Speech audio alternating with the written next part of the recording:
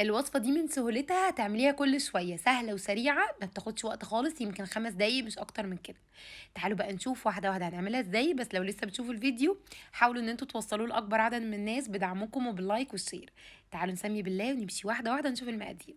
معايا ربع كيلو من اللحمة المفرومة نكون فيها نسبة دهون شوية، بصل، طماطم مبشورة، فصين توم، شوية بقدونس، ملح وفلفل اسود وبابريكا وبهارات لحمة، شوية دبس رمان، شوية هريسة وشوية من الطحينة. تعالوا بقى نبتدي نشوف هنعمل ايه. اول حاجه معايا هجيب بول احط فيها اللحمه واحط الخضار. انا مش عايزه البصل يتصفي من ميته او يتصفى من ميته، والطماطم مش عايزه القشر بتاعها، باخد بس القلب. هزود بقى دبس الرمان بعد ما حطيت الخضار، وازود الهريسه. ممكن تستغني عن الهريسه لو مش عايزه الموضوع يبقى مشطشط، بس هي لما بيبقى فيها سنه شطه بتبقى حلوه قوي. والطحينه وكل المكونات على بعض وابتدي اعجنهم. عايزه تحطيها في الكبه مفيش مشكله، عايزه تعجنيها على ايدك. الموضوع ما كانش مستاهل كبه خالص، يعني هي نعمت خالص على الايد. بقت بالشكل ده، عايزه تريحيها ريحيها، لو عايزه تشتغلي على طول زي ما انا عملت برضو تمام. ممكن تعمليها بعيش شامي، عيش لبناني، عيش بلدي، بس هي العرايس بتتعمل بالعيش الشامي او اللبناني، يعني البلدي هتبقى قلبت على حواوشي شويه. باخد بقى كميه مش كتير، يعني رق اللحمه بيبقى رفيع خالص وبضغطها كويس قوي، وببتدي ان انا اسويها.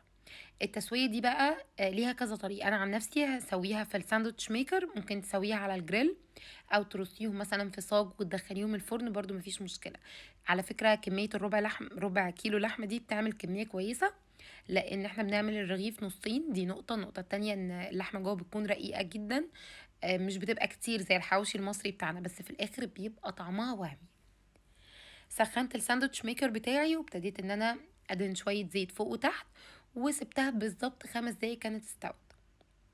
خدتوا بالكم ان انا كنت طلعتها دي في نص السوا، لازم ندوق برضو نشوف ايه النظام. 5 دقايق وكان العيش كله مستوي واللحمه مستويه وزي الفل وتمام التمام. الصوت طبعا مزيكا. شفتوا بقى السهوله؟ يعني سهله جدا وسريعه، ما بتاخدش وقت. تعمليها بقى لو الولاد جاعوا كده في نص اليوم، او لو عايز تعمليها غدا وتحمري شويه بطاطس، تعملي سلطه طحينه برضو هتبقى حلوه. يا رب يكون الفيديو عجبكم. ما تنسوش بقى تعملوا لايك وشير عشان الفيديو يوصل لكل الناس والبيج تكبر اكتر واكتر. سيبكم في رعاية الله، اشوفكم ان شاء الله في فيديو جديد على خير. السلام عليكم.